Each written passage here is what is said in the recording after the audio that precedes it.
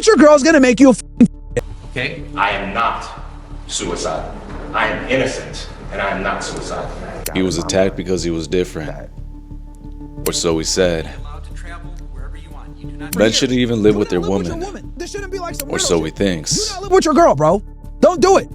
Well, Myron, I want to get sex. Like, I want to be able to, like, hang out with her and watch movies. No. I'm going to tell you why. Living with your girl is going to make you a At first glance, these two stories seemingly have nothing in common.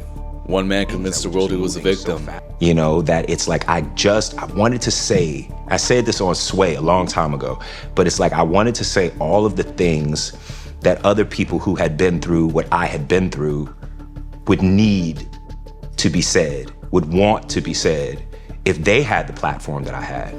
The other has convinced millions of men that they are. Oh my God, hates bitch. Look, gentlemen, I wish that women were equal to us and had the capability to do the things that we do, but they simply don't. And what I do is I educate you guys on this shit so you guys don't believe the bullshit mainstream narrative that women are equal to us. They're not. They're inferior in every single way that matters. And I'm one of the only real niggas that will tell you guys this shit. Okay? Every major religion has discovered this. Every society has discovered this. Since the beginning of time, we've all known about this. But for some odd reason, in 2026, niggas try to sit there and be like, la la la la la, no. But underneath both stories is the same thing holding you back. The victim mindset. In 2019, Jussie Smollett was one of television's rising stars. He played Jamal Lynn on Fox's Empire. Millions watched him every week. His career was taking off. He had influence. He had money. He had opportunity. The same kind of opportunity millions of actors would only dream of. But then, January 29th, 2019, Jussie claimed two masked men attacked him. He told police to shout racial and homophobic slurs, wrapped a noose around his neck, poured bleach on him, and yelled, "This is MAGA country." The story exploded. Politicians had reacted. Celebrities already came to his defense. America believed another victim had emerged. Except, he made it all up. There was never an attack. This is where we waited for Jussie to come before we attacked him. So we got here with 10 minutes to spare, and we had to plan our escape route to survey the land. His building is actually right here, right above the stairs that we're going to attack him at. We made sure we got there at 2 a.m. sharp. On the dot. On the dot. We had no phones because he did not want us to bring any phones. He said, so we don't lose them. I don't know if that's really the reason, but you can deduce your own reason. So 2 a.m., he was nowhere to be found. He was not there. So we were like, damn, what do? We didn't have no way of contacting him. He had no way of contacting us. So we waited here for about, what, 4 minutes? It was about 4 Roughly minutes, 4 minutes. but it felt like forever. Because it was cold as balls.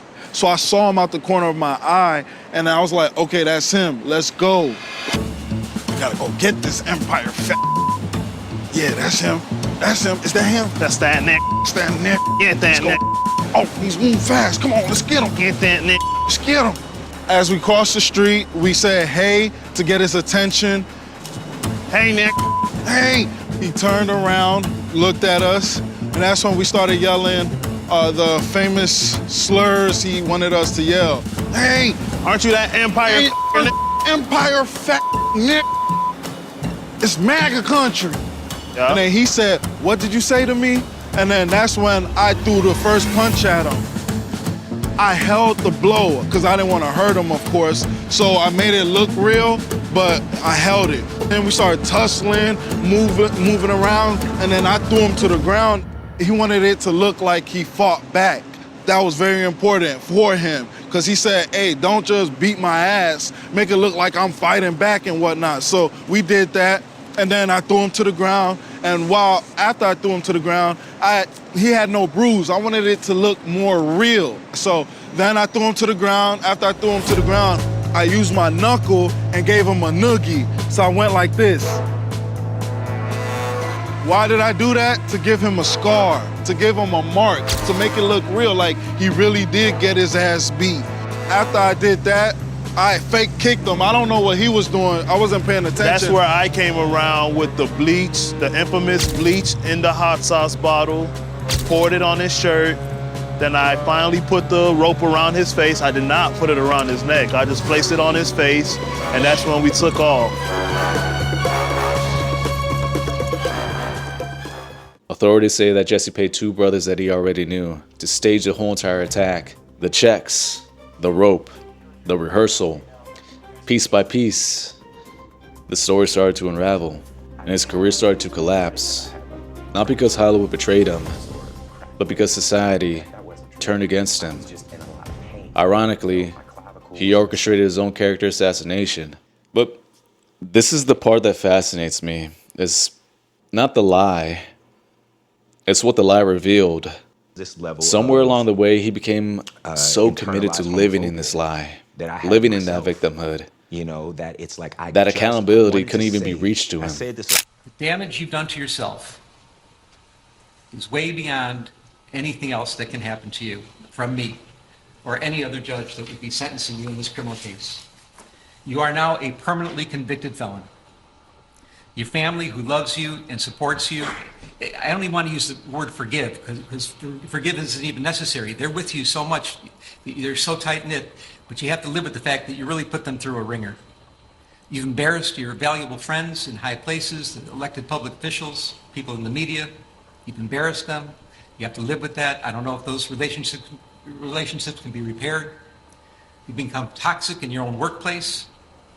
Your career future is uncertain at very best. It was really on a rocket ship to success, and now you've turned yourself into riches to rags, and it's so unfortunate. Your very name has become an adverb for lying, and I cannot imagine what could be worse than that.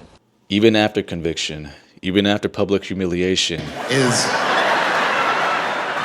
gay and he is black, not just French. even after a judge had remarked that his name had effectively become synonymous with lying, he continued insisting in his victimhood. He continued insisting he was innocent. I was talking to someone years ago, and they said, I don't care whether you did it or not. And that was the last time I spoke to them. Because, no, I need for you to care if I did it or not. Right. Number one, because I don't want to question your integrity. If you think I did, I want you to question me, and I want you to tell me that I was wrong.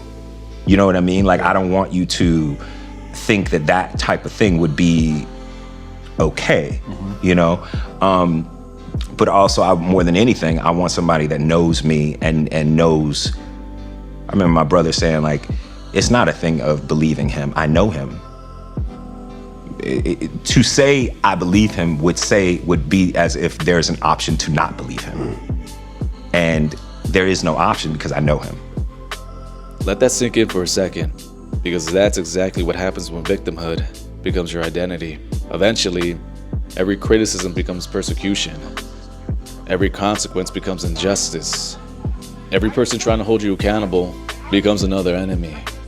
And man, once you start digging that hole and jump in there, you realize it doesn't have a bottom. But most men never fake a hate crime. But even then, millions of men still make the same psychological mistake. People get mad at me when I say they need to go back to being second-class citizens. People get mad at me when I say you can't give them the right to. We need to repeal the 19th Amendment. I don't think you have the right to vote. And the reason why is because women tend to be single-issue voters. Like women that you can manipulate into thinking that they're here we smaller go. or less worthy than you. You're manipulating this conversation right now from I'm the not argument. manipulating the conversation. I'm just saying, from a viewpoint, it seems like you like women that you can manipulate into thinking that you're the best thing that they've ever had in order for them to feel like that it's okay that he cheats on me because I've got a pride. Absolutely not. That's a fact, though. No, it's not a fact. It is a fact. It's not a fact. This is why when you get into relationships with women, you do it in a manner where you're always protected, where you're not in a position where if things were to go bad, she could destroy you. And this is why I tell you guys, don't get married with the state. Don't cohabitate. Keep receipts of everything you buy for your kids. Be a good dad. Don't be a POS. So God forbid something happens down the road, you have all this evidence to show, no, I'm taking the kids. You have all this stuff where you can document that you're a better parent. But the reality is that everything in modern day society is lopsided in a female's favor. Now, my main disappointment with Myron Gainea's stance is how believable it sounds. How it makes you think, finally, someone is saying the things that I've always thought of. No, it's not a That's fact. the appeal, It's not a fact. especially when it talks about how unfair it is for men nowadays. How women are always the ones who are trying to date up. How we caution you to keep your finances separate. How we warn you to document everything, just in case in the future you might have to use it as proof for a legal battle. How he pushes this narrative that women have all the leverage. Do you see how freeing that sounds? $7,000 per year? She's not trying to date a guy that makes $50K per year and take care of him. No, she not. She's trying to make a guy. She's trying to find a guy that makes $200K per year, $1 million a year, so that he can share his excess resources with her. So do you see my point here? How a woman that makes a lot of money is not beneficial to a man, just like a man who has a fantastic fashion sense and extensive wardrobe is not beneficial to you. Because at the end of the day, somebody's telling you it's not your fault. But brother, listen, I used to think the exact same way too. I would blame other people for my misgivings. I think somebody was always out to get me. And it wasn't until I reframed my mindset and started taking ownership of my own circumstances that things finally started to change. Now sure, are there women who do genuinely take advantage of people and want to extract value? Of course there are. Look at Britnney Renner, for example. Get messy, especially when you don't have that much going for yourself. Because you're like, oh, this person was my way out. So now I'm going to out them or post screenshots. Like there's been so much. She took advantage of somebody who was young, impressionable, and lacked experience. I didn't hear you say it again. Suck my dick. If you had one, maybe I would. Pussy ass bitch. wish I would, Pussy ass. What the fuck you looking at? That's on my way. Get your bitch ass out my driveway, ho. You don't pay for shit. Fuck you. You don't pay for shit either. $170,000 to your hoe, but $11,000 in your son's bank account. $11,000 in your son's bank account, but $170 to that bitch. But any seasoned man who's lived long enough understands that that's a lack of character trap. And if you fall for it, it's a learning lesson. But probably one that you didn't want to learn. And sure, do women generally want to date upwards? Of course they do. It's always been like that. But that upward trajectory usually isn't always about money. Because more than often, it represents these character traits. Competence, confidence, leadership, direction, all the shit that I talk about all the time. Now those are the actual attractive qualities. And what Myron fails to mention is probably the single most important component in finding a partner. Women, you guys have one job. Make sandwiches, what more? 2 jobs. Make sandwiches, be hot, 3 jobs. And don't be a whore. Not hard. That is The human connection. Because once you combine genuine connection with a strong character trait, sprinkle in some human-to-human chemistry and some communication, on top of some mutual respect, brother, that's what you should actually value. Stop looking at relationships through a competitive lens, where a fucking Birkin bag, a Lamborghini Urus, or a high-rise penthouse determines your worth, and therefore determines how submissive your woman should be. Clean up the room too. I need some help out with that. Because speaking from experience, once you start gauging life transactionally, you lose that human-to-human chemistry. And eventually, you lose her too. Shit, if it was all about value, Tom Brady wouldn't have gotten a divorce. That's accountability. Doesn't sound as nice, right? Now, I don't want to sit here and sound like this benevolent guy, you know, the person that says all the right things and acts the right way too. Because truthfully, I don't. Yeah, sure, I'm the guy who pushes his limits with fitness, the guy who does marathons on a 10-day notice, the guy who tries to do everything too much and pushes himself way too much too. The dude who's trying to build new skill sets, the guy who's building up a new brand. And yeah, I'm gonna plug that shit too.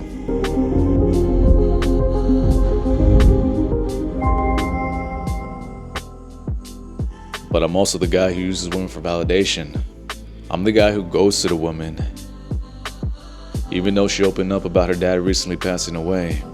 I'm not always a good guy in my own story. I'm cold-blooded. Sometimes I'm selfish. Sometimes I put myself first when I know I shouldn't.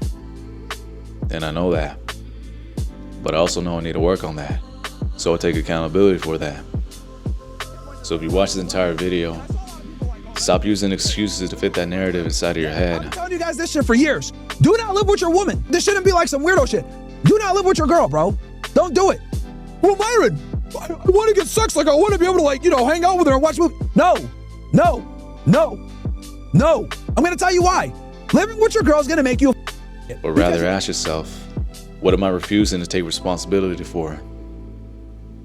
Then take some fucking action. Once again, hope you found value in this video. And as always, it's been your boy Coach Ed. See you later.